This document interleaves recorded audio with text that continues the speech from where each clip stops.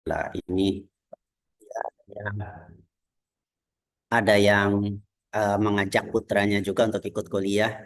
Insya Allah mudah-mudahan ke depan menjadi generasi yang soleh-solehah, menjadi generasi yang melek dengan pendidikan, sehingga mendadak pendidikan itu sebagai sesuatu yang sifatnya asasi, yang bisa membawa selamat dunia akhirat. Amin ya robbal alamin. Bapak-bapak, ibu-ibu, kalau kita bicara tentang fikih dan usul fikih, kemarin sempat ada yang menyinggung agar sebelum masuk ke materi hari ini, yaitu materi tentang eh, hukum Islam yang muttafaq alaih, di mana hukum Islam yang muttafaq alaih ini terdiri dari Al-Quran, As-Sunnah atau Al-Hadis, Ijma' serta Qiyas. Terlebih dahulu diberikan pengantar, sekedar pengantar terkait fikih dan usul fikih. Masa materinya kuliah ini adalah usul fikih tapi tidak pernah diberikan pengantar usul fikihnya.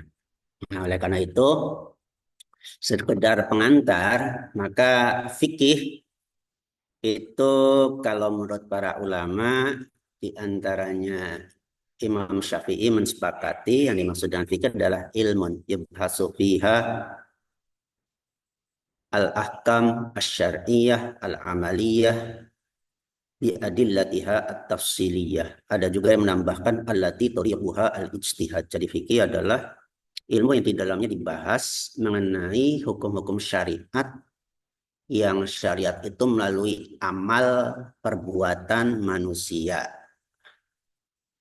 melalui dalil-dalilnya yang terperinci, yang untuk meraih dalil terperinci tersebut oleh ulama lain ditegaskan jalannya adalah melalui ijtihad. Sehingga dari pemahaman fikih secara definitif ini dapatlah kita ketahui bahwa objek dari fikih adalah amalul mukallaf, amal perbuatan mukallaf. Objeknya amal perbuatan mukallaf. Fikihnya bicara tentang hukum yang ditempatkan kepada amal perbuatan mukallaf.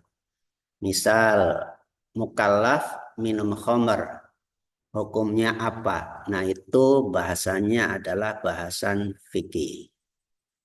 Jadi perbuatan mukallaf. Lalu kemudian kalau kita bicara usul fikih, maka usul fikih adalah qawaidnya atau kaidah-kaidahnya yang dengan kaidah itu alatif stambatu biha linailil ahkam syariah. Jadi usul fikihnya sendiri adalah kaid-kaid yang dengan kaid itu nanti dijadikan pijakan untuk pengambilan hukum, untuk pengambilan hukum syariat. Jadi kalau kita bicara usul fikih, fikih itu bicara hukumnya, lalu kemudian usul fikih itu bicara kaedahnya. Bagaimana menerapkan kaedah untuk nantinya dijadikan pijakan dalam mengistimbat atau menjadikannya sebagai pengambilan sumber, pengambilan hukum dalam penetapan hukum syariat. Itu sehingga dengan demikian objek daripada usul fikih adalah dalil atau kaedahnya itu sendiri yang berlaku secara umum. Nanti untuk menjadikannya sebagai patokan acuan dalam penetapan hukum, kaedah tersebut harus dikolaborasikan dengan dalil yang tertentu atau dalil tafsirnya yang berasal dari Al-Quran atau As-Sunnah. Inilah. Jadi secara global seperti itu ya Bapak-bapak Ibu-ibu, fikih itu bicara pada ranah hukumnya, sedangkan usul fikih bicara pada ranah kaedahnya. Maka kalau kita perhatikan dalam prakteknya fikih itu sudah dipraktekkan sejak zaman baginda Rasulullah Muhammad SAW mendapat syariat risalah dari Allah Subhanahu wa taala. Contoh pada tahun kedua Hijrah disyariatkan puasa dan lain sebagainya, maka di sana sudah diberlakukan. Hanya saja keberlakuan sebagai salah satu fan ilmu, disiplin ilmu yang sistematis, yang tertulis dan lain sebagainya itu belum ada. Begitu pula usul fikih. Nah, nanti sepeninggal baginda Rasulullah Muhammad Sallallahu Alaihi Wasallam, barulah kemudian sahabat itu mengalami masalah-masalah yang tidak bisa diambil ketetapan hukumnya langsung kepada baginda Rasulullah karena baginda Rasulullah sudah meninggal dunia. Inilah maka mulailah terjadi ijtihad di kalangan para sahabat. Nah, contohnya misalnya ijtihad yang dilakukan sahabat Umar ketika dalam kasus bagi waris atau misalnya ijtihad dalam kodifikasi Quran dan lain sebagainya. Itu. Tapi dituliskan ya belum dituliskan hal-hal tersebut. Jadi pada masa tabi'in dan tabi'ut tabi'in lah kemudian terjadi penulisan baik itu fikih maupun usul fikih. Kalau kemudian ada misalnya pertentangan pendapat antara para pakar, mana lebih dulu antara fikih dan usul fikih, ini memunculkan hal yang sifatnya debatable. Bisa ada yang berpendapat yang muncul pasti fikih dulu, karena dia dipraktekkan terlebih dahulu.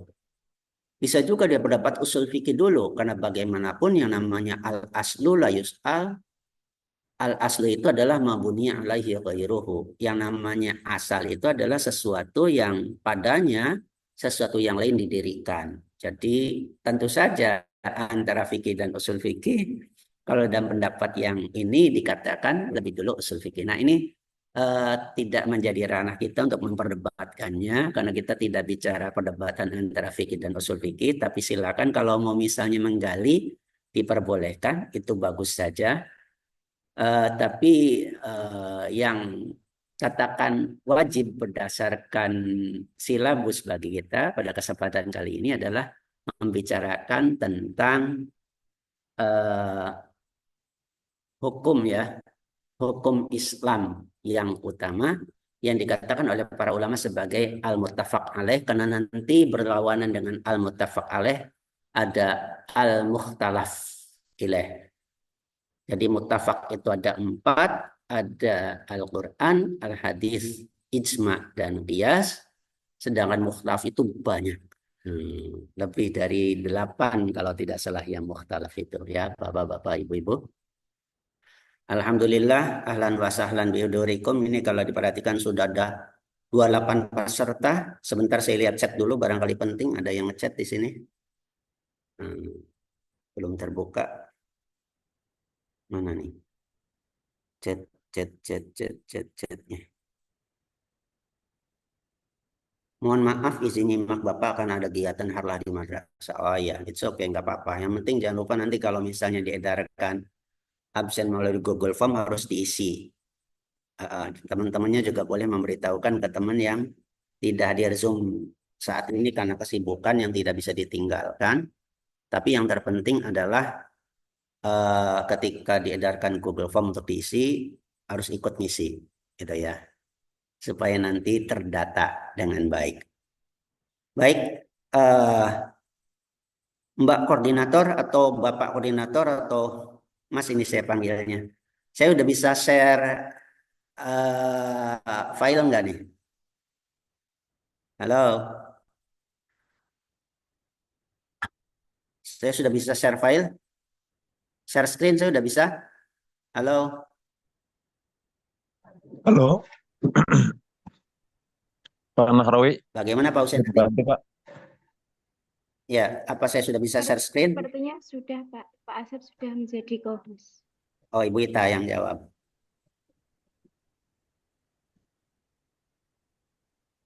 Udah bisa share screen belum ya?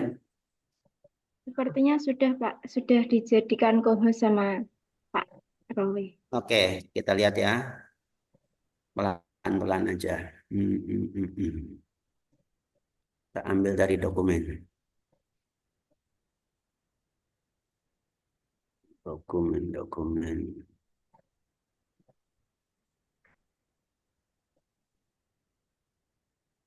Kita ambil dari advance.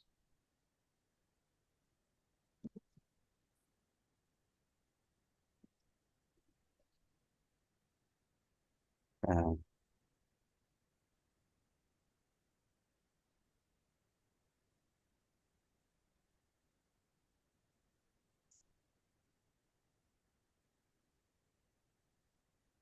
Oh, ini yang punya Zoom-nya. Sebentar. Mm-mm. Nanti saya harus buka file saya dulu.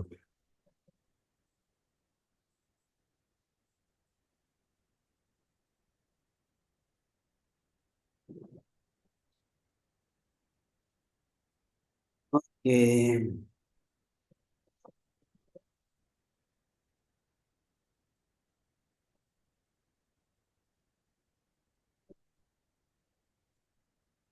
Baik. Mm-mm. Kita lihat lagi di share-nya. Oh, sudah ada. Ini dia.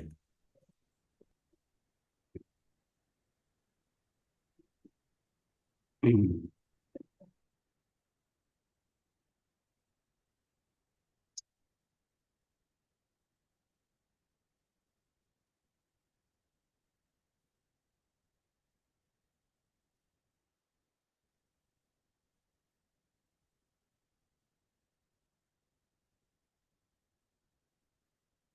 Sabar. Nggak banyak kok saya bikin PowerPoint itu. Karena saya khawatir kalau bikin banyak-banyak Bapak Ibu tidak punya kesempatan dan waktu untuk baca satu persatu.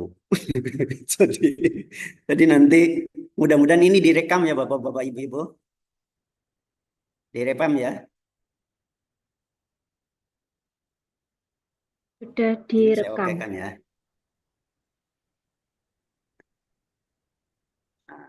Oke. Ini direkam ya Bapak-Bapak Ibu-Ibu. Iya, Bapak, sudah di record. Oke.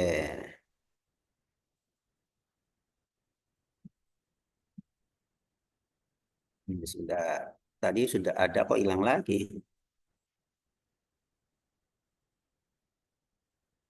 Oh, tadi belum di-share berarti. Oke.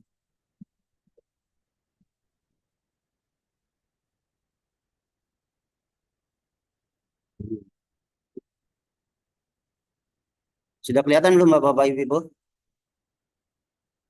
Sudah, Filenya Bapak. Sudah, Pak. Sudah. nah, Sudah, Bapak. ada? Ada. Ada, Pak. Ada ya. Iya, Baik. Pak. Ini sudah direkam ya Bapak-Bapak Ibu-Ibu. Kita perhatikan, ini suaranya juga agak kedistrak di sini karena ada yang senam. Ini saya dekat sekolah dan dekat pondok.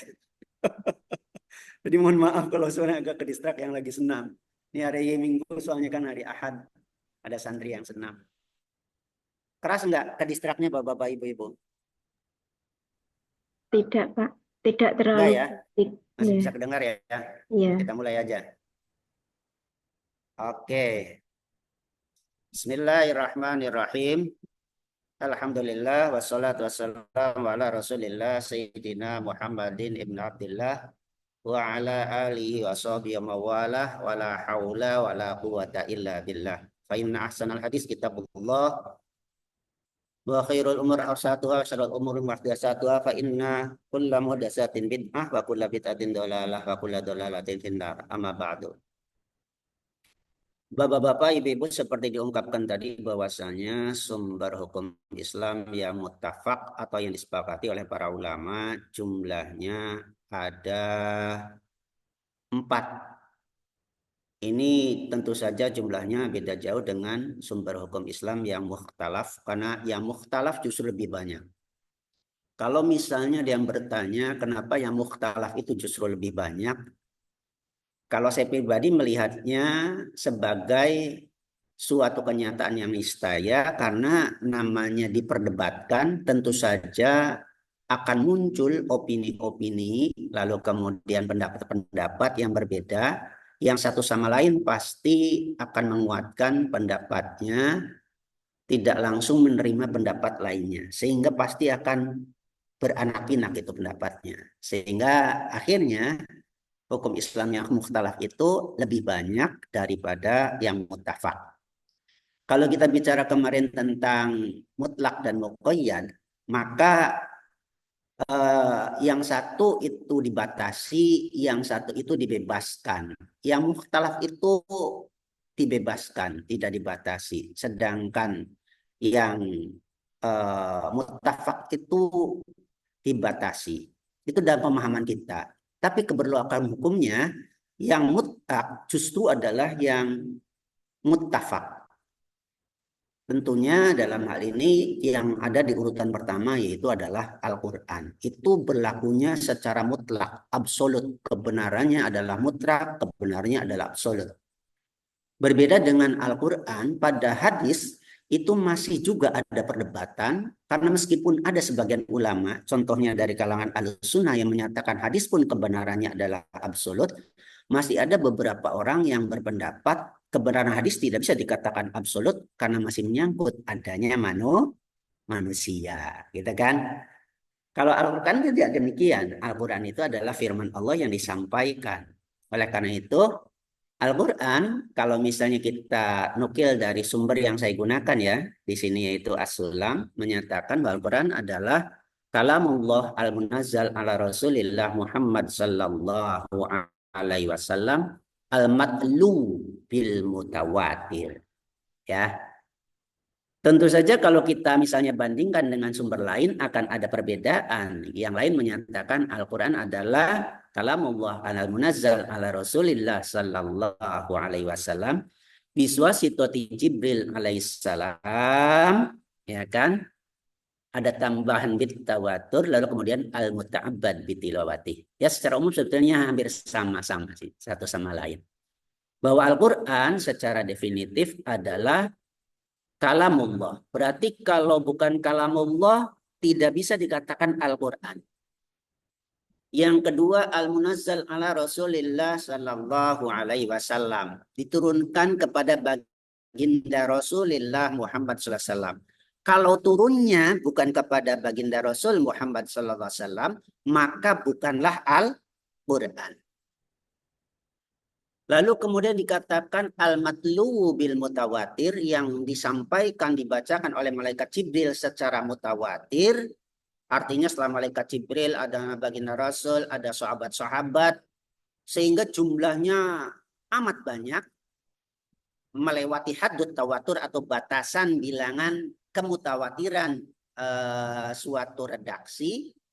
Maka kalau misalnya ada kalam, diyakini sebagai kalam, tapi tidak mutawatir, juga tidak bisa dikatakan sebagai Al-Quran. Sedangkan kalau kita perhatikan dari sudut bahasa, Al-Quran asalnya dari qara'a yaqra'u Qur'anan. Artinya adalah bacaan. Maka kalau kita perhatikan antara pandangan Al-Quran secara bahasa dengan pandangan apa itu Al-Quran secara istilah atau secara terminologi, itu ada titik kesamaan bahwa sama-sama merupakan bacaan. Oke, itu kita sudah menyelesaikan dari sudut definisi ya. Lalu kemudian ulama bersepakat bahwa Al-Quran ini adalah berjumlah 30 juz, 114 surat, sedangkan ayat ini juga diperdebatkan. Ada yang menyatakan 6.666 ayat. Ada yang menyatakan 6.236 ayat sebagaimana dinyatakan dalam kitab As-Sulam. Kok Bapak Ibu ikut berdebat? Silakan Bapak Ibu. Silakan hitung sendiri ayat-ayat Al-Quran mulai dari Al-Fatihah sampai dengan An-Nas.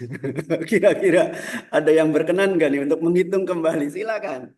Sehingga dari penelitian Bapak Ibu barangkali menemukan jumlah yang berbeda, it's okay, nggak jadi masalah. Sepanjang mengikuti cara-cara penelitian yang benar ya Bapak-Bapak Ibu-Ibu.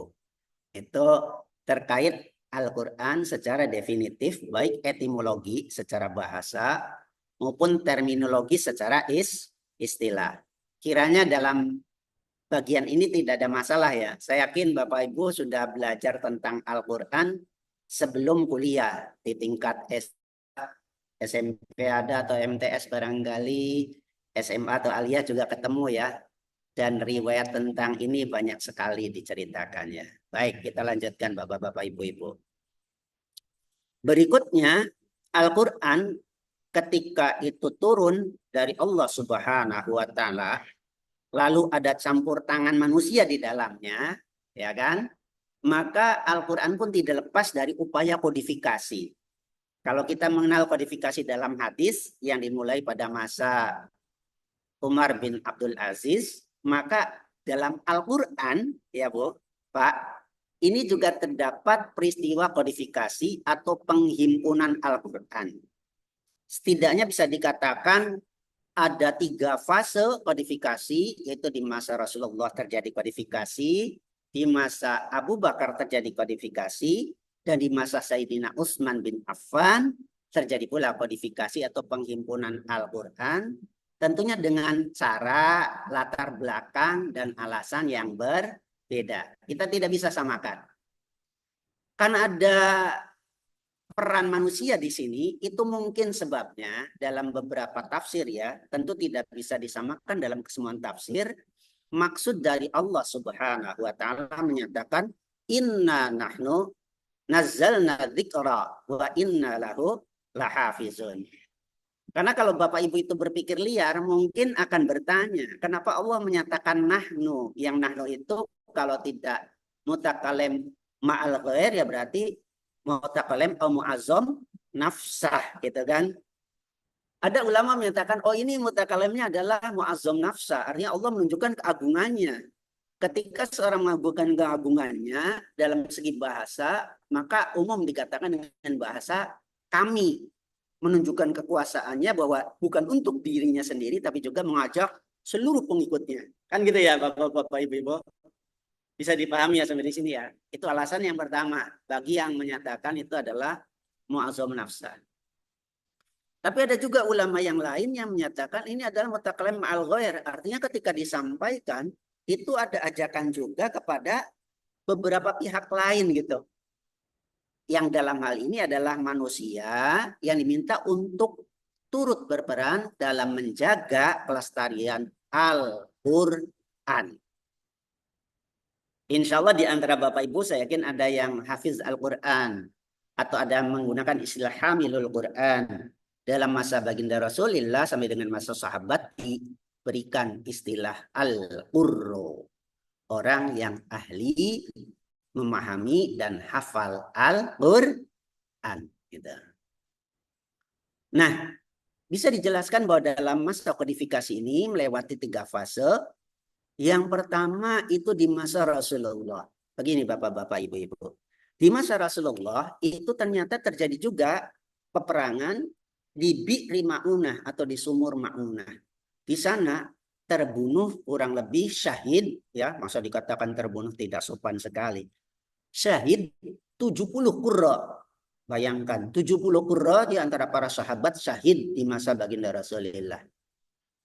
Menghadapi kenyataan ini baginda Rasulullah Muhammad SAW berdasarkan wahyu yang disampaikan oleh Allah Subhanahu wa taala lalu mengumpulkan para sahabat qurra yang masih hidup untuk diambil hafalannya lalu dicatat. Dicatatkan di pelepah kurma, dicatatkan lalu dicatatkan di kulit-kulit, dicatatkan di batu. Pokoknya alat yang bisa untuk mencatat digunakan untuk mencatat hafalan para sahabat yang panitianya diketuai oleh Zaid bin Sabit berdasarkan petunjuk Rasulullah Muhammad SAW. Jadi itu adalah kodifikasi pertama kali. Latar belakangnya adalah karena ada peperangan, banyak yang syahid. Lalu caranya adalah dengan mengumpulkan hafalan dari ingatan para sahabat, dituliskan di media yang bisa untuk menulis saja. Belum ditemukan kertas pada saat itu. Itu kodifikasi pertama. Perhatikan baik-baik ya, alasan, latar belakang, lalu caranya. Kodifikasi kedua, Bapak-Bapak, Ibu-Ibu, terjadi di masa Khalifah Abu Bakar As-Siddiq. Pada masa Khalifah Abu Bakar As-Siddiq itu terjadi pemberontakan namanya pemberontakan Ma'rikatul Yamamah. Jadi Bani Yamamah memberontak. Memang sepeninggal baginda Rasulullah Muhammad SAW banyak sekali yang memberontak, di antaranya adalah pemberontakan Bani Yamamah yang dipimpin oleh Musailimah Al-Kadzdzab, seorang pendusta besar yang mengaku bahwa dia itu adalah Rasul berikutnya setelah baginda Rasulullah Muhammad SAW. Padahal kalau diperhatikan secara tauhid jelas batil. Maka dari itu Musailimah Al-Kadzdzab ini diperangi oleh khalifah yang hadir setelah Rasulullah Muhammad SAW wafat, yaitu Abu Bakar. Nah dalam Ma'rikatil Yamamah tersebut juga ternyata syahid kurang lebih sama 70 qurra. Lah tadinya Abu Bakar ini belum berani mengambil tindakan bapak-bapak ibu-ibu dengan wafatnya 70 qurra tersebut. Kenapa tidak mengambil tindakan?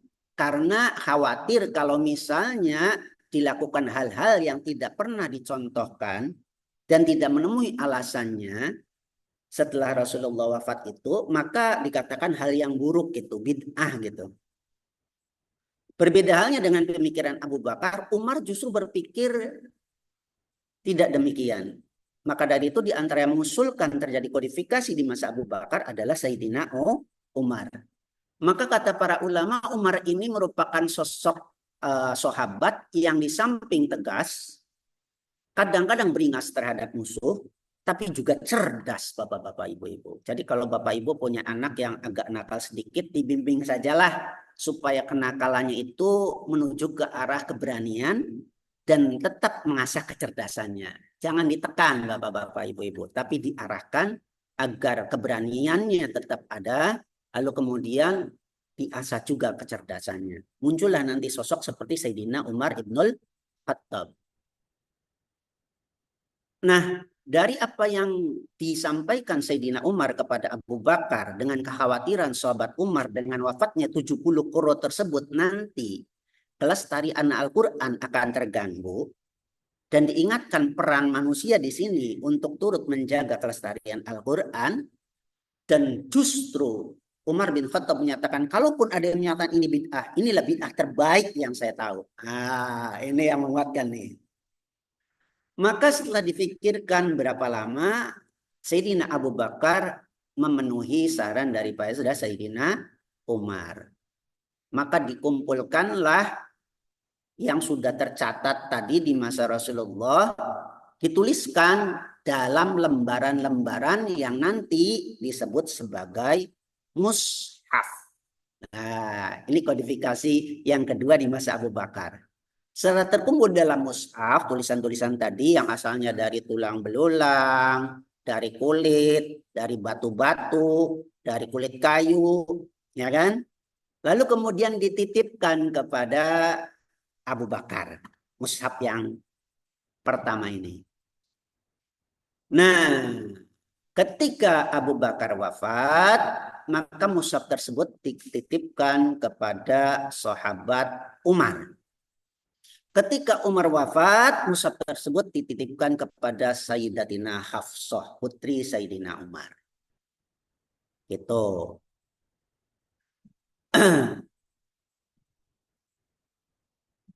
Tapi ternyata ketika terjadi kodifikasi yang ketiga, Sayyidina Umar itu belum wafat.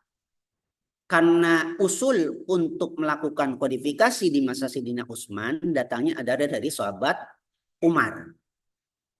Bedanya alasan kodifikasi yang ketiga adalah karena adanya pertentangan mengenai cara baca Al-Quran di antara para sahabat. Kenapa sebabnya? Karena ketika muncul mushaf yang pertama itu belum disertai dengan cara baca yang baku. Jadi sahabat itu membaca Quran berdasarkan bacaan yang diajarkan oleh sahabat yang dikirim oleh baginda Rasulullah untuk mengajarkan. Misal seperti pernah diriwayatkan ada Muaz bin Jabal dikirim ke Mekah, ada sahabat yang lain dikirim ke Madinah, ada sahabat yang lain dikirim ke Irak dan lain sebagainya. Nah, maka cara bacanya berbeda-beda. Cara baca yang berbeda itu menemui runcingnya permasalahan di masa Sayyidina Utsman. Sehingga hampir-hampir saja menimbulkan perpecahan. Dan itu dilihat dengan baik oleh Sayyidina Umar Ibnul Khattab yang pada saat itu sudah tidak menjadi khalifah. Berkatalah Sayyidina Umar kepada Sayyidina Utsman untuk segera melakukan kodifikasi yang ketiga, yaitu penyeragaman cara baca Al-Quran untuk menghindari perpecahan. Gitu loh. Jadi kodifikasi itu berbeda-beda. Di masa yang pertama, di masa Rasulullah, itu adalah mengumpulkan hafalan dari ingatan, dituliskan di media yang tersedia saja. Di masa Sayyidina Abu Bakar itu menuliskan kembali dalam lembaran-lembaran suhuf yang dikumpulkan sehingga dinamakan mushaf dengan alasan menjaga kelestarian Al-Quran karena banyaknya qurra yang wafat di Ma'rikatul Yamamah. Lalu kemudian di masa Sayyidina Utsman kodifikasi dilakukan untuk menyeragamkan cara baca Al-Quran dengan lugat Quraisy, dengan alasan lugat Quraisy adalah lugat diturunkannya Al-Quran. Tapi Bapak Ibu juga tidak menolak ya kenyataan bahwa Quranan Arabian gitu loh, bahwa Quran diturunkan memang dalam bahasa Arab dan lugatnya adalah lugat Quraisy, Bapak Ibu. Sehingga kemudian di masa Sayyidina Utsman itu dikumpulkan kembali pertama dengan meminjam mushaf yang ada di Sayyidatina Hafsah, lalu kemudian dibicarakan dengan Zaid ibn Sabit, lalu diputuskan untuk penyeragaman lugatnya menjadi lugat Quraisy. Kemudian disebut dengan Rasam Utsmani atau Mushaf Utsmani. Mushaf inilah yang kemudian diperbanyak Bapak-bapak Ibu-ibu dan dikirimkan ke seluruh provinsi yang asalnya hampir terjadi perpecahan. Sedangkan mushaf-mushaf yang lain seperti Mus'ab bin Umair misalnya, lalu mushaf yang dipunyai oleh sahabat-sahabat yang lain itu semua dibakar demi menjaga kesatuan Islam agar tidak terjadi perpecahan dikarenakan perbedaan cara baca Al-Quran. Jadi Bapak-bapak, Ibu-ibu, saya tidak mengerti keadaan di Bapak Ibu bagaimana, tapi di kampung saya itu hampir saja terjadi perpecahan antara satu metode dengan metode yang lain, padahal sama-sama mengajarkan Al-Quran. Ini yang harus kita perhatikan di masyarakat itu, gejolak-gejolak kecil sekalipun harus diperhatikan, karena terkadang kita lalai dengan itu dan itu kemudian bisa menjadi besar. Itulah Bapak-bapak, Ibu-ibu. Baik. Nah, dalam kitab yang lain, ini kan kita ambil sebagian dari Sulam, ada juga dari kitab yang lain, misalnya dari Ilmu Usul Fikih, tulisan Syekh Abdul Baha Al-Mukhallaf. Setelah kita bicara kodifikasi, bicara juga ijaz Al-Quran. Segi-segi yang menunjukkan kemujazan Al-Quran itu apa sih? Kalau kita perhatikan dalam Al-Quran itu sendiri, dikatakan bahwa Al-Quran bisa menjadi obat. Dikatakan bahwa Al-Quran ini bisa menceritakan dengan detail kejadian-kejadian di masa yang akan datang. Al-Quran ini bisa menceritakan kisah-kisah di masa lalu. Al-Quran ini bisa menceritakan hal-hal yang gaib. Al-Quran ini bisa membicarakan tentang kemajuan dalam segi saintifik ilmu pengetahuan. Nah, ini bagian-bagian daripada ijaz Al-Quran yang perlu kita imani dan yakini. Sedangkan dalam tujuannya diturunkan Al-Quran, kalau berdasarkan kitab As-Sulam, tulisan Syekh Abdul Hamid Hakim, maka di sana dituliskan pertama tujuannya tauhid, Bapak-bapak, Ibu-ibu. Bagaimanapun di masa turunnya Al-Quran itu masih masa jahiliyah, sehingga umat dan masyarakat Arab di saat itu lebih dikenal sebagai umat-umat wasaniyah, umat-umat penyembah berhala. Maka penting sekali diajarkan tauhid atau cara mengesahkan Allah Subhanahu wa taala. Yang kedua tujuannya adalah untuk ibadah. Dalam hal ini ibadah itu adalah untuk menguatkan tauhid lalu menancapkannya di dalam kalbu para makhluk secara umum ya, karena Quran ini menurunkannya secara umum, universal ya. Dan secara khusus adalah mereka-mereka yang sudah masuk Islam, Muslim. Lalu kemudian tujuan berikutnya adalah Al-Quran diturunkan sebagai janji dan ancaman. Ya karena Kanjeng Nabi Muhammad itu kan basyiro wa nadhiro. Tugasnya adalah memberikan kabar gembira dan juga peringatan. Ini sejalan dengan adanya janji dan ancaman. Janji Allah Subhanahu wa taala yang tidak mungkin diingkari pada mereka yang taat kepada Allah Subhanahu wa taala, dan ancaman untuk siapapun yang maksiat terhadap Allah Subhanahu wa taala. Pasti setuju nih Bapak-bapak, Ibu-ibu. Kalau dalam pendidikan mungkin ada istilah reward and punishment ya. Ya walaupun itu juga tidak semua pemerhati pendidikan menerapkan itu. Ada juga yang tidak setuju dengan reward dan punishment. It's okay, nggak jadi masalah. Yang berikutnya tentu saja tujuan diturunkan Al-Quran adalah sebagai jalan yang pasti, paten untuk menunjukkan kalau kita pengen meraih kebahagiaan, keselamatan dunia akhirat. Terakhir, ya kalau misalnya banyak-banyak sudah ada bagian ini yang harus dijelaskan kan. Terakhir, bisa dikatakan di sini bahwa tujuan diturunkan Al-Quran adalah untuk memberikan informasi yang cukup kepada kita tentang kisah dan sejarah, di mana kisah dan sejarah ini bisa dijadikan sebagai teladan untuk kita terhadap mereka-mereka umat terdahulu yang melanggar batasan Allah Subhanahu wa taala dan mereka-mereka umat terdahulu yang ada mengikuti batasan-batasan yang telah ditetapkan oleh Allah Subhanahu wa taala. Mereka yang melanggar seperti apa, mereka yang tetap ada dalam batas-batas aturan Allah Subhanahu wa taala juga seperti apa. Itu ada dalam kisah dan sejarah. Di antaranya misalnya ada bagaimana Ratu Balkis itu sebelumnya kerajaannya dan bagaimana kemudian setelah mengikuti taat, mengikuti apa yang diajarkan oleh Rasul dan Nabi Sulaiman alaihi salam, gitu ya. Baik, Bapak-bapak, Ibu-ibu yang dimuliakan oleh Allah Subhanahu wa taala. Berikutnya kita bicara tentang as-sunnah.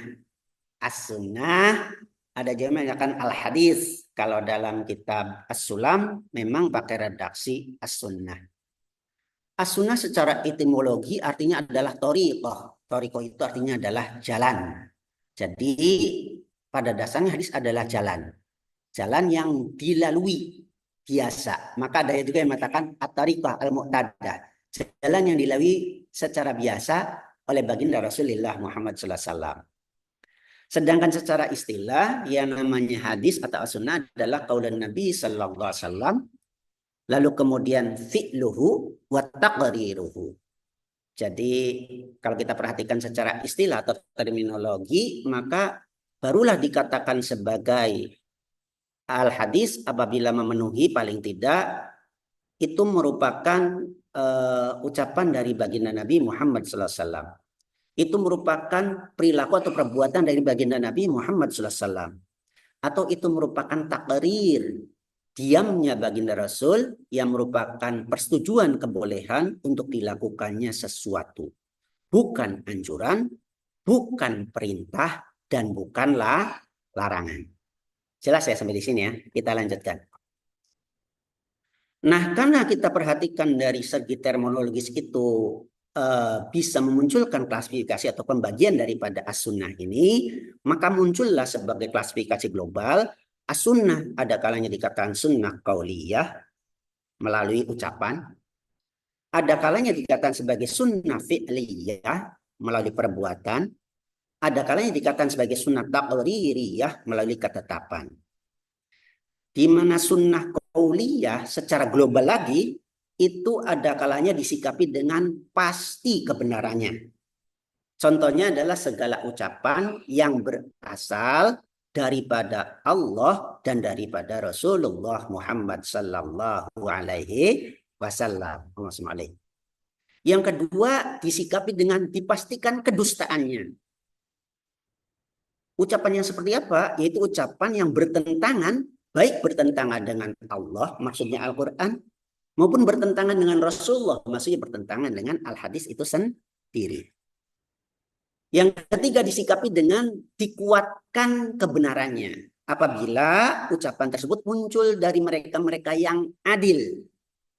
Yang keempat dikuatkan kedustaannya. Apabila ucapan tersebut muncul dari orang yang jahil, tidak dikenal. Yang kelima adalah bisa jadi benar, bisa jadi tidak, dan dibutuhkan klarifikasi. Contohnya apabila ucapan itu muncul dari orang yang dikenal sebagai orang yang fasik. Bukankah Al-Quran mengingatkan kita bapak-bapak, ibu-ibu? Idza ja'akum fasiqun binaba'in fatabayyanu an tusibu qauman bijahalah fatusbihu ala ma fa'altum nadimin. Kan begitu.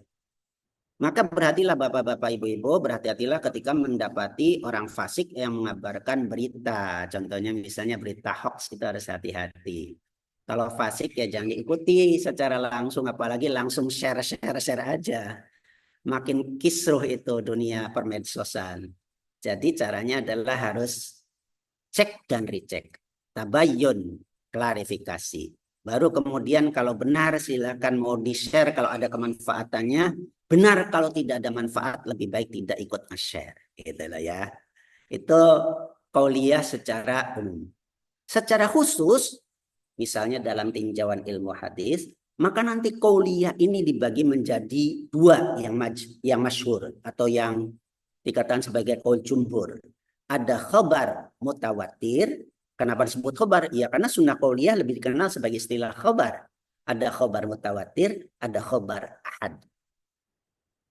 Nah, khabar mutawatir adalah khabar atau sunnah qauliyah yang pertama orang yang meriwayatkannya mengetahui secara pasti baik melalui isyhad persaksian ya maupun melalui simak atau pendengaran. Isyahadah awistima'in. Yang kedua adalah pada tiap tingkatan rawinya itu memenuhi bilangan yang memenuhi haddut tawatur atau bilang mutawatir. Ada ulama menyatakan antara 20 sampai 30 Bapak-bapak Ibu-ibu. Jadi kalau misalnya periwayat dalam tiap tingkatannya itu misalnya tingkatan sahabatnya, tingkatan tabi'inya, tingkatan tabi'inya itu mencapai antara 20 sampai 30 maka dikatakan memenuhi syarat mutawatir. Yang ketiga, bilangan tadi ini mencegah untuk adanya kemungkinan terjadi dusta. Nah, bilangannya itu kurang lebih segitu. Itu namanya khobar mutawatir. Sehingga kalau misalnya ada yang bertanya, kalau demikian Al-Quran mutawatir dong? Ya mutawatir, karena yang meriwayatkannya banyak. Gitu. Hadis sahih mutawatir dong? Iya, kebanyakan hadis sahih memang mutawatir, karena perawinya adalah banyak. Gitu. Contoh misalnya ada hadis yang kemudian disikapi atau dikomentar oleh Imam Syafi'i. Hadisnya adalah man kadzaba alayya muta'ammidan falyatabawwa maq'adahu minan nar. Orang kok ada yang berdusta dengan menggunakan atas namaku kata baginda Nabi Muhammad SAW maka tempatnya adalah di neraka. Nah kata Imam Syafi'i hadis ini perawinya mencapai 200 lebih. 200 lebih berarti bisa dipastikan bahwa hadis ini adalah hadis mutawatir. Hadis mutawatir tergolong sebagai hadis yang sahih. Gitu. Berikutnya dalam golongan sunnah qauliyah ada khabar namanya khabar ahad. Nah tentu ini adalah muqabil daripada khabar mutawatir. Kalau mutawatir itu banyak perawinya, khabar ahad itu adalah sunnah qauliyah diriwayatkan secara menyendiri, individualistik itu paling seorang. Nggak banyak. Bandingannya nih ya, hadis aziz saja itu diberikan oleh banyak, lumayan, lebih dari satu orang.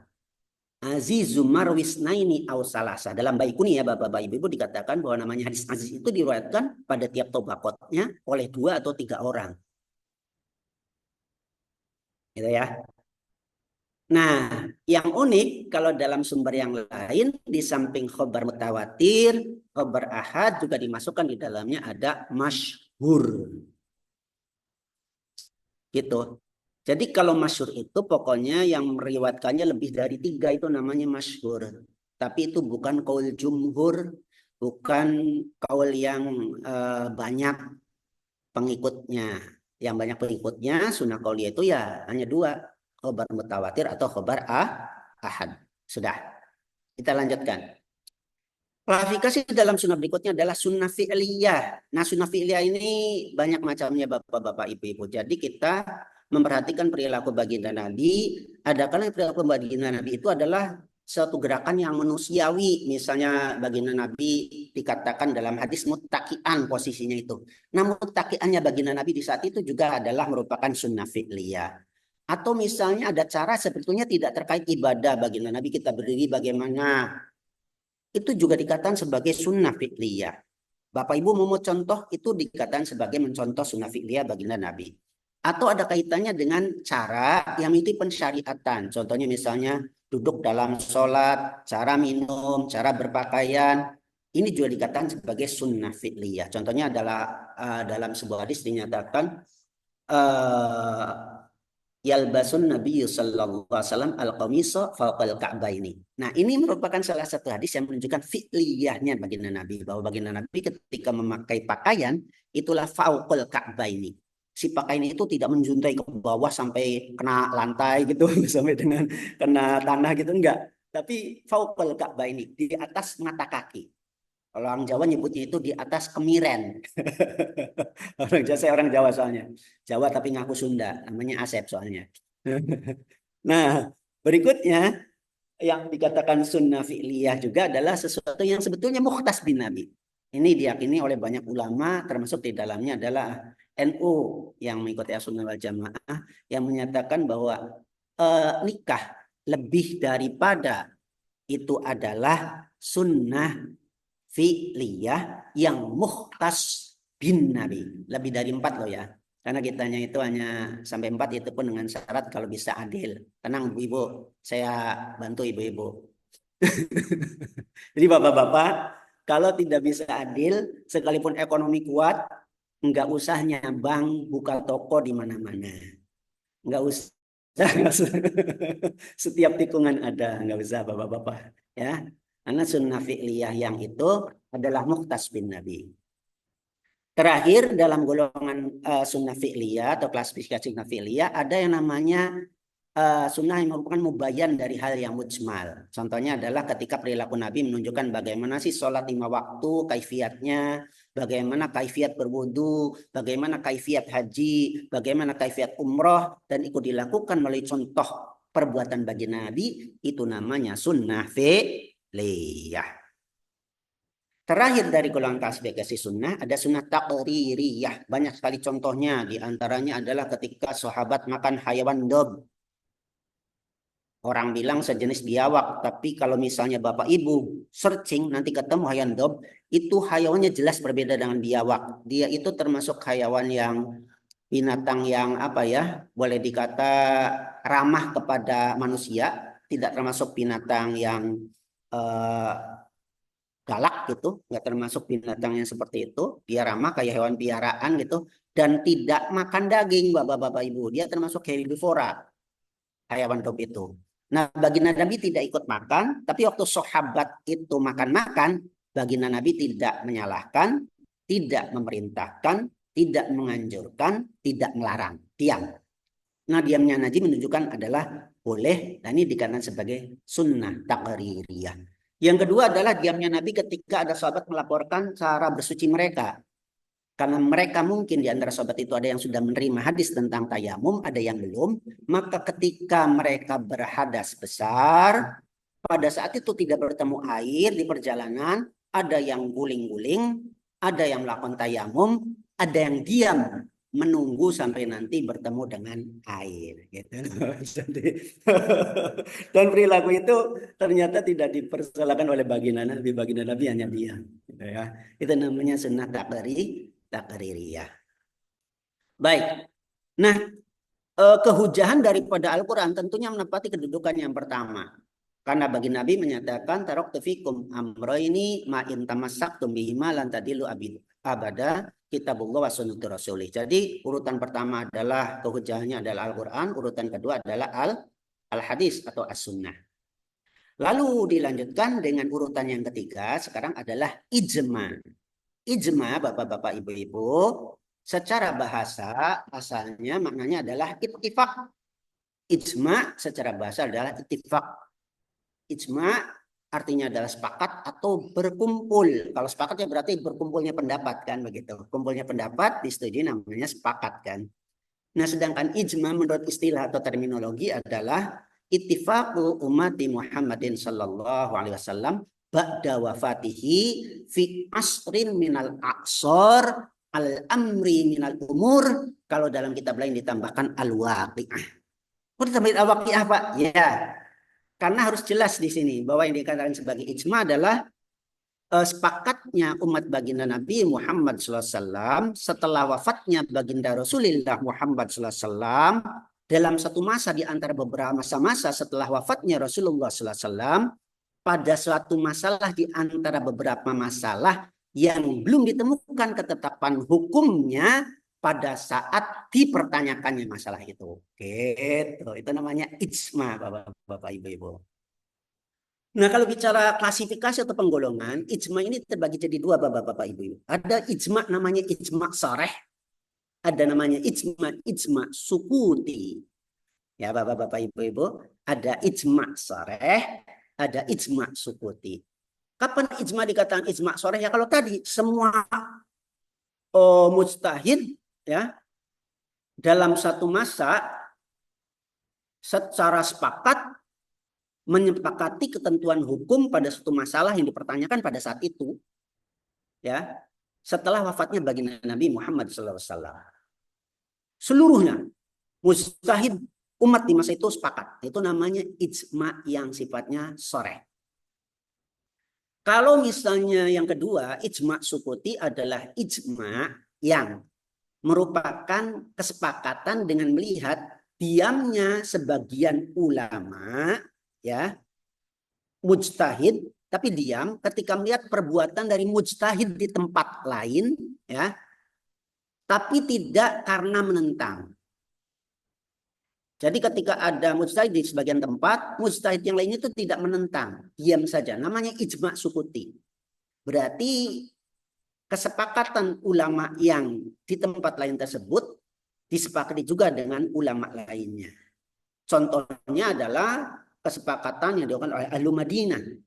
Contohnya secara sederhana adalah misalnya ijtihad mengenai penambahan jumlah sholat tarawih di masa Umar bin Abdul Aziz, jumlahnya jadi 36 rakaat dengan alasan pengen sama mendapatkan faidah, keunggulan dan fadl sebagaimana orang beribadah di tanah Makkah, tanah haram gitu. Jadi akhirnya ijtihad menentukan tarawihnya itu adalah 36 rakaat. Itu juga namanya ijma sukuti. Ketika yang lain diam itu namanya ijma sukuti, ya.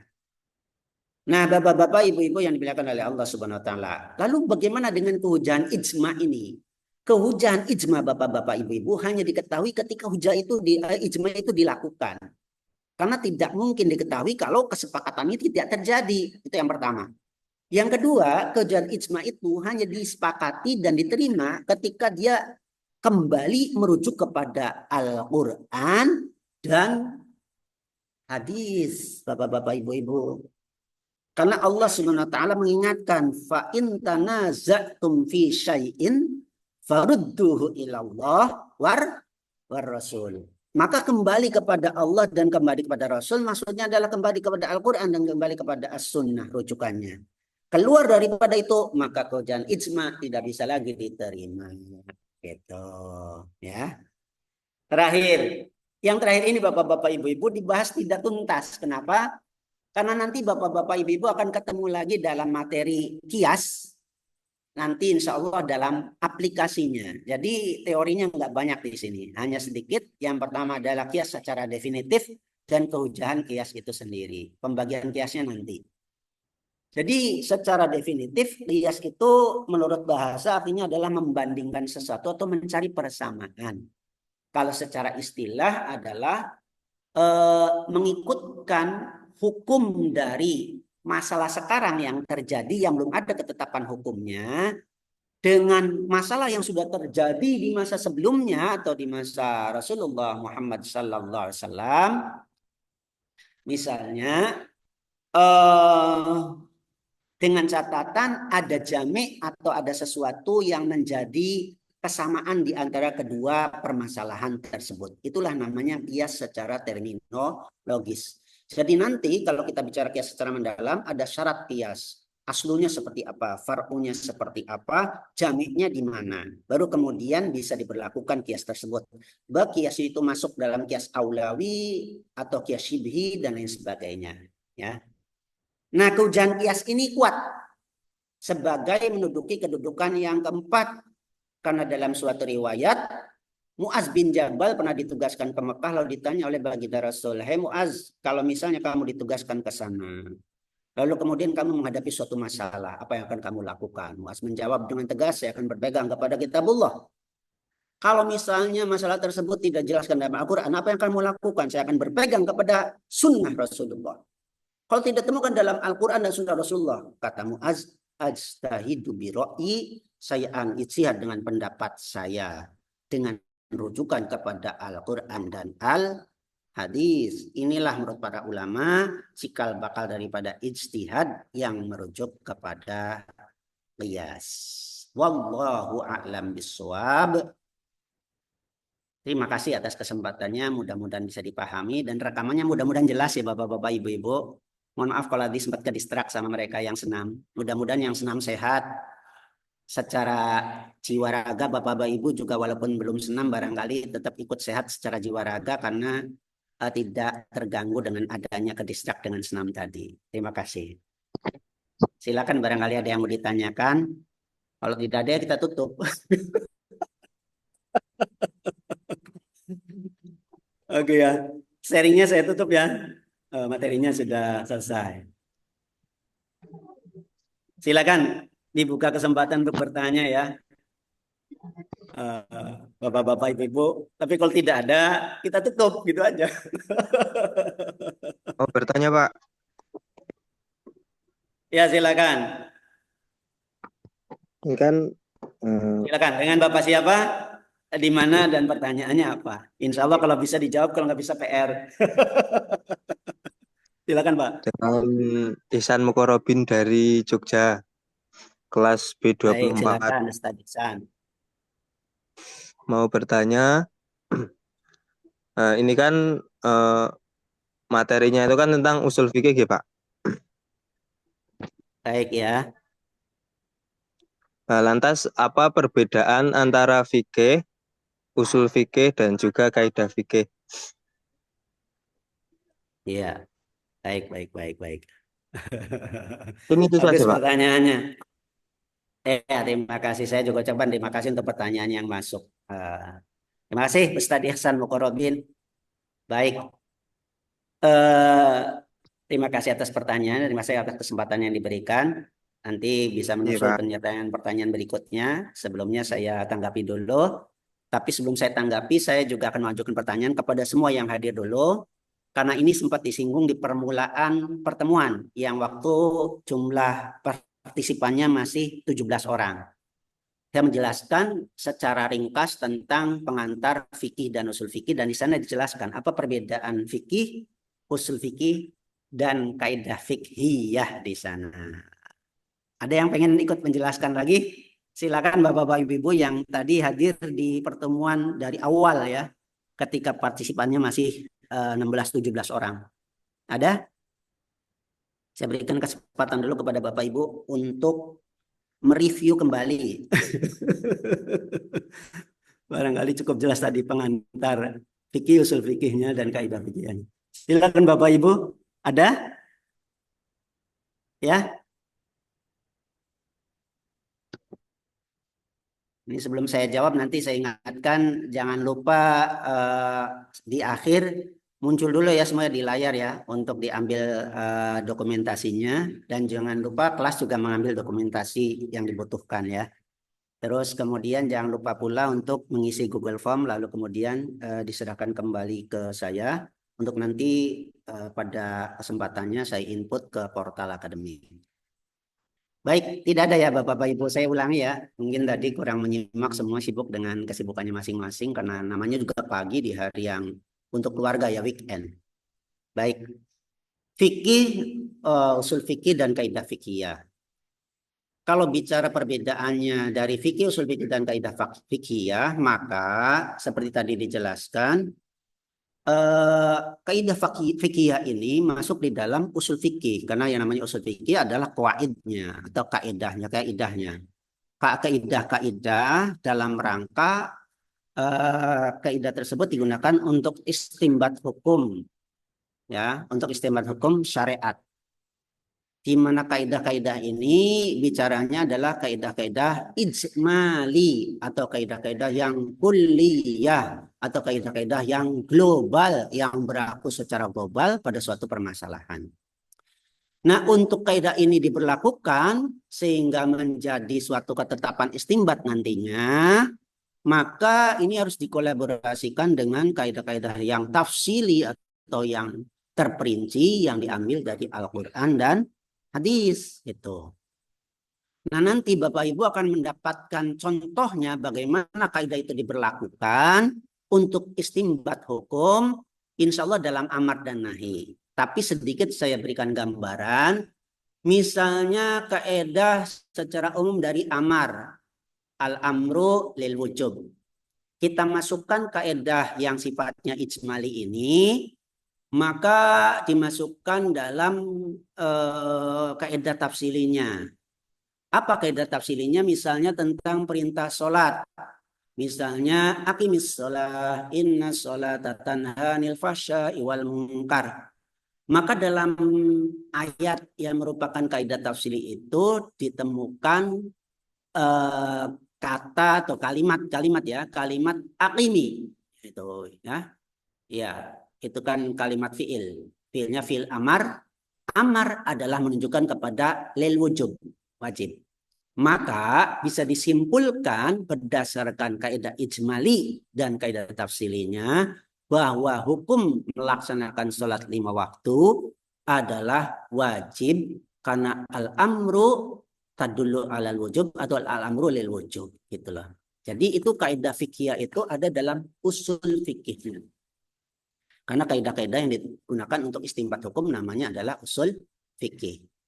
Nah, sedangkan fikih itu sendiri adalah seperti tadi disampaikan merupakan ilmu yang di dalamnya dibahas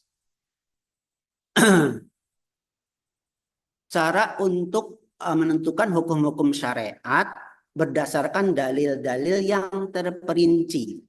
Ada ulama menambahkan allati thoriquha al-ijtihad, yang jalannya adalah dengan menggunakan ijtihad. Maka dari definisi tersebut bisalah kita batasi. Ingat bahwa namanya definisi itu kalau dalam pembelajaran ilmu mantek ya itu harus jami' dan mani'. Jami' itu mengumpulkan hal-hal yang mestinya dalam definisi, dan mani' itu artinya menghalangi hal-hal yang di luar definisi tersebut. Ya, maka berarti bisa dikatakan kalau bukan ilmu maka tidak bisa dikatakan fikih. Kalau misalnya kemudian di dalamnya itu tidak bisa digunakan sebagai istimbat hukum-hukum syariat, maka tidak bisa dikatakan fikih. Kalau dalil-dalilnya tidak terperinci, maka tidak bisa dikatakan fikih. Ya. Kalau misalnya tidak melalui jalur ijtihad, juga tidak bisa dikatakan sebagai fikih. Contoh yang tidak melalui jalur ijtihad adalah penentuan sesuatu yang sifatnya qot'i, maka itu tidak bisa dikatakan ranah fikih. Gitu loh. Iya. Dalilnya sudah qot'i, itu bukan merupakan ranah fikih. Tapi misalnya yang tidak qot'i, contoh menghadap kiblat, itu kan tidak qot'i. Perintah menghadap kiblatnya qot'i, tapi cara menghadap kiblatnya kan harus ada caranya. Nah, ini namanya adalah bagian daripada fikih. Demikian Bapak Ihsan Muqarrabin dari Jogja, sekedar tanggapan saya terkait pertanyaan apa perbedaan fikih, usul fikih, dan kaidah fikhiyah yang menjadi pengantar untuk mata kuliah usul fikih ini. Sehingga bisa dikatakan bahwa objek daripada fikih adalah perbuatan mukallaf, objek daripada usul fikih adalah kaidah yang sifatnya ijmali. Terima kasih. Iya, Pak. Terima Bagaimana kasih. Bapak Oh, Ihsan bertanya. Muqarrabin? Nah, dan dipersilakan bapak-bapak yang lain dan ibu-ibu yang lain barangkali ada pertanyaan terkait materi kita hukum Islam yang muttafaq. Ya, ada 4. Silakan. Eh, Ini kelihatannya Pak. Ustadz Asep pengen nanya nih. Silakan. Mohon maaf, agak terlambat saya bisa masuknya. Iya, nggak apa-apa. Berhubung, Kita tadi sebetulnya bikin Zoom melalui Damel, tapi ternyata ada error. Jadi bikin Zoom baru lagi. iya memang begitu Pak. Kalau di Damel itu satu memang agak lemot, terus banyak yang belum familiar kayaknya teman-teman. Termasuk saya juga kadang-kadang ini gimana nih aplikasi kayaknya Iya. Ya susah. pokoknya disikapi dengan susah. santai aja, Pak. Yang punya kopi diminum Ya, kopinya, yang punya coklat diminum coklatnya. Sehingga tidak terlalu memikirkan Damel, sudah ada yang memikirkan itu. alhamdulillah ya alhamdulillah. Ya inilah kalau bersama dosen yang sudah mumpuni usul fikihnya, jadi gampang sesuatunya tidak ada yang susah. Salah, Bang. Juga gitu. Alhamdulillah kalau ada yang bilang begitu. Tapi seperti saya bilang di awal, tetap niat saya adalah belajar. Karena kalau orang niat mengajar sudah timbul tafakur di dalam dirinya, itu nggak bagus juga. Ya kan Silakan, di Ustaz. di qawaid fikih kan ada istilah idza daqal amru ittasa gitu. Jadi jika susah ya kita cari lagi yang mudah gitu. Oh, iya, jelas. Kalau tidak lagi gitu. Betul ya. Al-masyaqqatu tajlibut taisir. Idza daqal amru Kerepotan itu ittasa. bisa menarik kepada kemudahan-kemudahan. Jadi jangan cari yang sulit-sulit selagi ada yang mudah. Jangan dibalik, selagi bisa dipersulit, dipersulit. Enggak, Pak, insya Allah. Kebiasaan sekarang Pak kayak gitu. Selagi masih ada yang sulit, kenapa cari yang mudah gitu? Itu enggak begitu.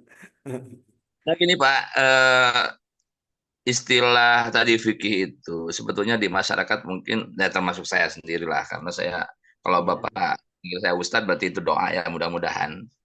Sebetulnya saya belum belum Amin, amin, sampai. amin. Fikih itu kadang-kadang ya dipakai untuk menyebutkan sesuatu yang tadi, padahal kata Bapak termasuknya hal-hal yang muhtaroj lah. Muhtaroj itu jadi keluar dari definisi. Contoh kalau umpamanya Iya, fikih didefinisikan sebagai al ilmu bil ahkami syar'iyyati al amaliyati al muktasabumi adilatiha at tafsiliyati umpamanya. Jadi ilmu fikih itu adalah iya, ilmu tentang satu hukum hukum syara yang diistimbat dari dalil-dalil yang tafsili. Nah, iya. kalau dari ijmali kan tadi kata Bapak itu bukan termasuk fikih ya.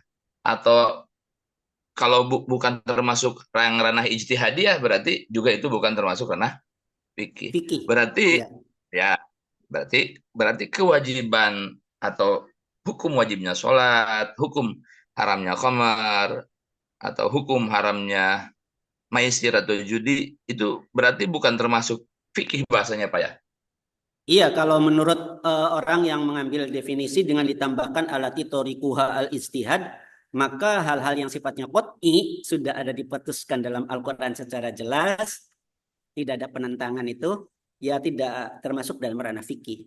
Tapi kalau Bapak pegangannya adalah kepada yang definisinya tidak ada tambahan alati torikuha al istihad, pokoknya kalau misalnya semuanya itu diistimbat mulai dari yang terperinci, dikatakan sebagai fikih gitu loh Pak. Jadi di sini tinggal bagaimana kita mengaplikasikan si definisi itu tadi. Karena alati torikal ijtihad itu yang menambahkan ulama yang sekarang, Pak.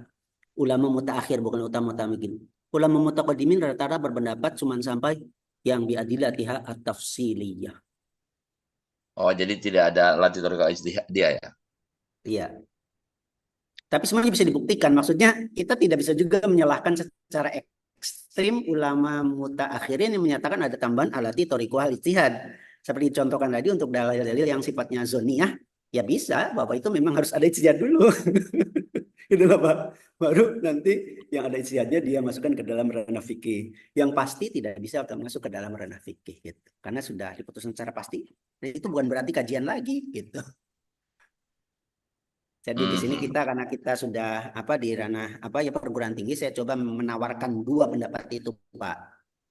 Kalau misalnya saya diminta berpendapat sendiri, misalnya Bapak nih memaksa misalnya. Lah kalau Bapak sendiri bagaimana Pak Asep? Apakah Bapak setuju dengan yang menyatakan al-tariqah ijtihad atau lebih kepada yang suman sampai biadilatiha tafsiliyah? Secara global, yang lebih mengena pasti yang pertama. Yang diungkapkan oleh Imam Syafi'i, yang suman al-muktasab biadilatiha tafsiliyah. Setuju kan Pak? Setuju pasti. Karena dengan tambahan aliti toriko ini akan menjadi tambahan gitu. Mukoyat lagi gitu, dibatasi lagi, nggak mutlak lagi. Nah, itu. Iya, berarti kan ruangnya semakin sempit kan, semakin tambah kayit berarti ruang semakin sempit kan. Betul sekali, Dalam arti betul sekali. Ketika tambahan aliti toriko ijtihad makin sempit gitu. Untuk kita menambahkan itu adalah bagian daripada fikih. Setuju Pak? Setuju, betul. Terima kasih banyak Nah, Pak itu. atas penjelasannya. Pagi-pagi sudah Sama-sama, dapat ilmu yang sama-sama. luar. Saya juga ikut belajar kok. Ini diskusi yang menarik dan bagus sekali nah Ustadz Asep Rahmat ini. Karena kita sama-sama Asep mungkin ya. Asep sedunia. Oh iya iya iya iya. Terima kasih, terima kasih. Baik, Bapak Ibu yang lain barangkali ada yang ingin ditanyakan dipersilakan. Kalau tidak ada nanti akan ditutup seperti biasanya. Sesepuh kelas akan menutup pertemuan ini dengan doa. Setelah saya nanti menutup pertemuan secara umum. Kebalik. Setelah nanti doa saya tutup pertemuan ini secara umum. Sekaligus saya live dari grup. Silakan. Kalau tidak ada lagi, sekarang sudah jam 9, boleh tutup dengan doa. Sesepuhnya mana? Daripada mengganjal nih sedikit saja Pak, daripada mengganjal nih. Kayaknya Boleh, kalau boleh, mengganjal boleh. kurang Silakan, enak. silakan. Teman-teman yang lain Yang bertugas. sepakat ya? Boleh ini ya, daripada mengganjal nggak bisa tidur, makan nggak enak, tidur tak nyenyak. Boleh Pak. Silakan. Kalau dan masalah fikih tadi kalau ada bahasa al-muktasabu min adilatiha, bagaimana dengan kaitannya dengan orang-orang yang belajar fikih itu enggak dari dalil yang Ya, enggak dari dalil tafsili. Dia belajar hanya secara istimak gitu. Jadi kalau dalam istilah itu kan ya, ada kunah, au mutaliman, au muhibban, au mustamian, au mutiman. Nah, dia mustamian saja, dia tidak ya, buka kitab, hanya dengar saja. Nah, jadi istilahnya kayak kayak kita juga kadang-kadang begitu, Pak. Jadi tahu sholat, ya, cara-cara sholat itu sifatnya taklid lah. Taklid kan? Mau tidak ya. mau kan kita bisa bilang taklid lah karena ngikut ngikut tanpa tahu dalilnya sebetulnya. Nah, kalau seperti itu Iya. berarti keilmuan kita itu bukan disebut fikih juga ya, Pak ya? Karena kita kan tidak mengkasab ilmu tersebut atau mengisibat ilmu tersebut dari dalil. Kita hanya tahu Ah, dikasih tahu orang ini pertanyaan bagus nih. kayak gitu. Bagus sekali, bagus sekali.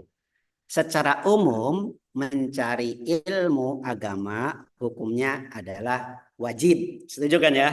Wajib ya bagi tiap mukallaf menuntut ilmu yang kaitannya dengan agama hukumnya adalah wajib. Ada kalanya wajib itu sifatnya wajib yang taklifi ya kan? Dikatakannya itu wajib kifayah yang taklifinya itu adalah bukan secara individu tapi secara komunitas ya kan komunal. Ada yang sifatnya itu secara individu ya kan fardu ain. Nah, di babakan mengetahui secara mendetil fardu ain itu untuk orang tertentu, Pak. Tidak berlaku secara umum. Tapi seperti Ustadz Asep Rahmat ini harus secara hukum wajibnya mempelajari ilmu agama dan mengetahui seluk-beluknya adalah fardu ain, Pak. Bukan fardu kifayah. Jadi fardu ain buat Tapi saya ya. orang-orang di luar sana yang jualan es mambo gitu kan. Terus kemudian mereka-mereka yang tidak terlalu memusingkan fikih secara definitif dan sebagainya. Itu mereka sudah mau sholat aja ada usah disyukuri nih seperti kata Gus Baha itu. Mereka sudah mau sujud aja kehebatan itu. Sudah nikmat terbesar mereka gitu. Iya, tanpa harus mengetahui sholat itu definisinya apa, lalu kemudian dalil sholat itu gimana gitu. Maka kembali lagi bahwasanya definisi tersebut diterapkannya kepada siapa. Jadi secara umum itu tidak bisa diterapkan ke setiap orang. Tapi harapan saya berarti kita yang kuliah, yang notabene dikatakan sebagai orang yang berpendidikan, setidaknya kalau tadi Tabak menyimbung mengenai mengikuti tanpa mengetahui dalil atau hujah, ini bahaya ini. Ini kan berarti taklid. Dan taklid itu diancam dan tidak disukai oleh Allah, dicela oleh Allah. Iya kan? Ada dalam Al-Qur'annya penjelasannya itu tentang itu. Ketika diingatkan atau kemudian mereka menyatakan tidak, kami hanya mengikuti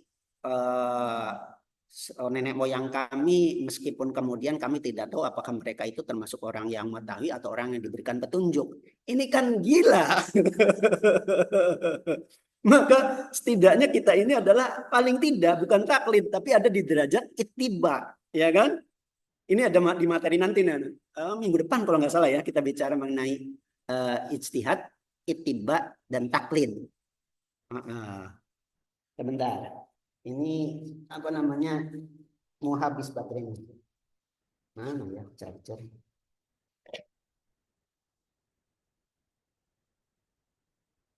Padahal sudah diisi waktu malam sampai 80. Alhamdulillah. Dan ada listriknya. Dah, aman. Kita lanjutkan, Pak.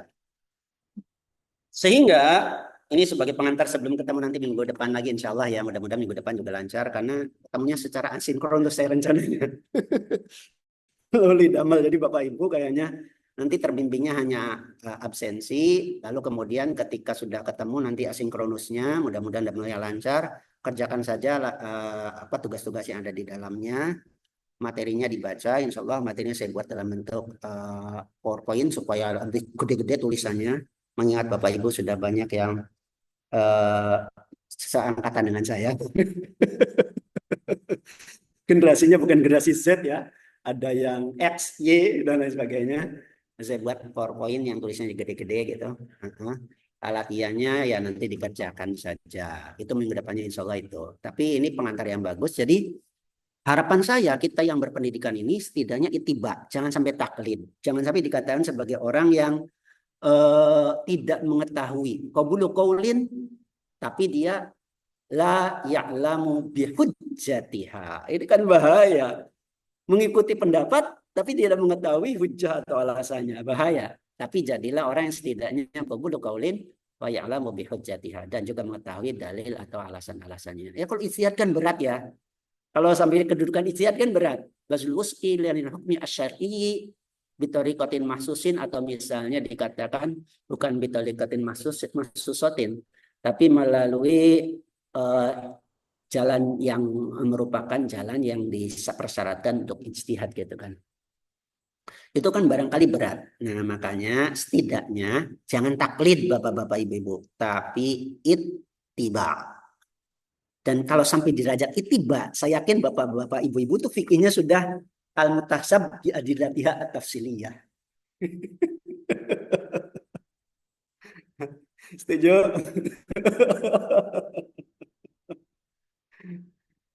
Ya sekarang kalau saya tanya nih, puasa hukumnya wajib enggak? Wajib. Dalilnya apa? Pasti tahu semua. Itu berarti Bapak Ibu sudah dikatakan menguasai fikih puasa bi adillatiha at-tafsiliyah gitu.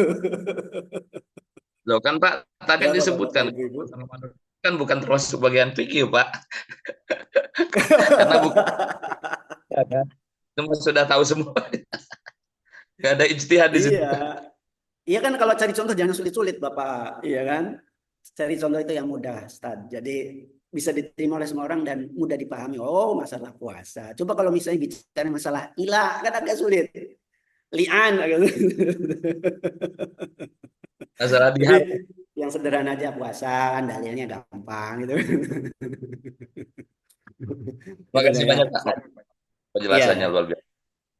Baik, Ustaz. Baik. Ya, Bapak-bapak, Ibu-ibu, ini Ustadz Asep sudah taslim katanya. Cukuplah pertanyaannya untuk pembuka, untuk nanti ketemu lagi di materi. Saya materi apa? Taklid, ijtihad, dan ittiba itu tidak bertemu secara tatap muka ya, tidak tatap maya. Ini hanya nanti secara asinkronus atau bukan tatap maya. Sepertinya materi ijtihad, ittiba, dan taklid ini bagus apabila dibuka forum ya.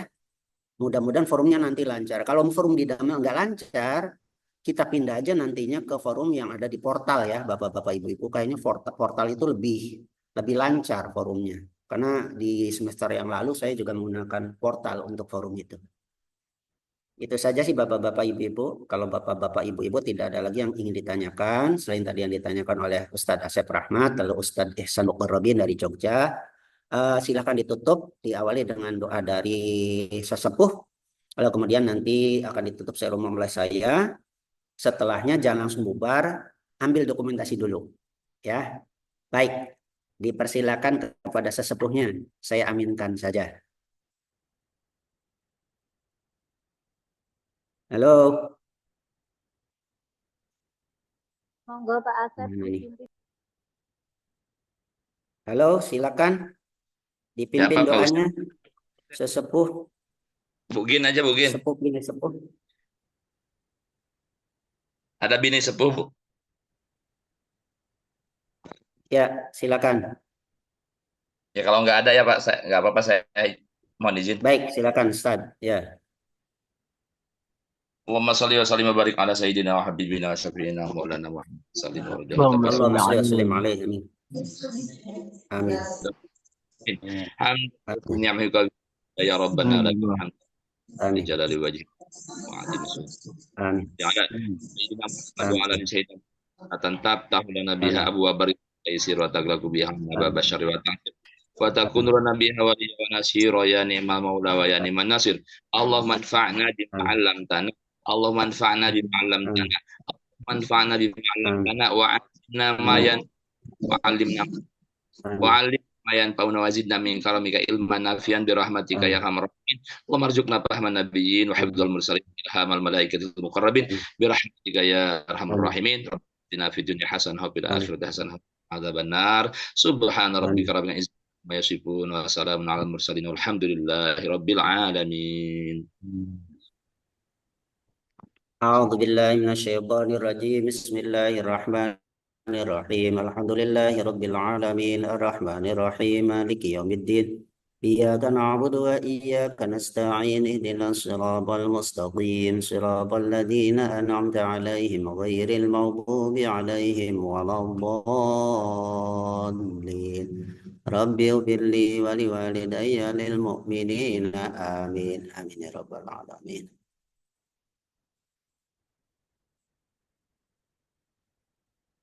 Oke, Bapak-bapak, Ibu-ibu, boleh dimunculkan wajahnya semuanya sebelum nanti ditutup. Kita ambil dulu dokumentasi ya.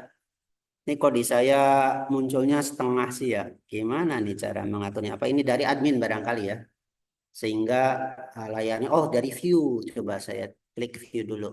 Nanti muncul nggak secara seluruhan. View terus galeri ya. Galeri. Galeri. Nah, kan muncul semua. Sip. Oke. Silakan dimunculkan wajahnya. Bapak Rifki Hamdi ini belum muncul. Baik. Saya dulu ya mengambil dokumentasi Bapak-bapak, Ibu-ibu. Bentar, kok belum muncul. Nah, ini dia Gus ya. Bentar. Oke. Salah. Nanti dulu. Masa muka saya sendiri. Ya, siap. Bismillahirrahmanirrahim. Mudah-mudahan barokah manfaat. Amin. Oke. Saya sudah ambil satu. Silakan dokumentasi kelas. Jangan lupa. Sudah? Sudah belum? Bugin Sudah? dokumentasi.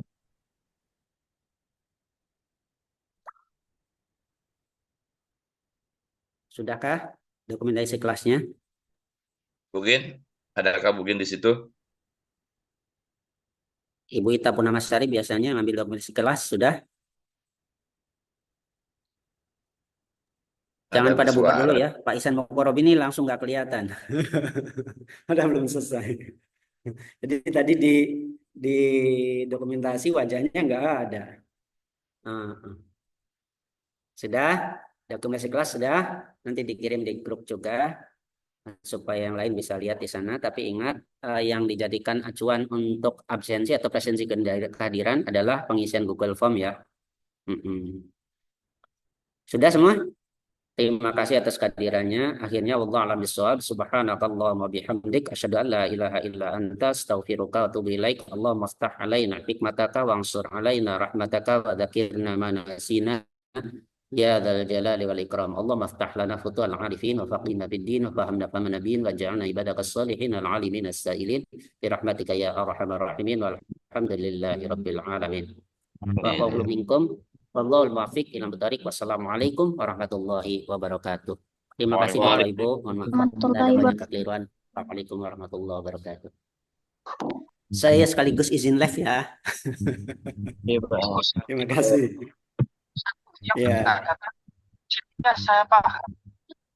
Jadi kelompok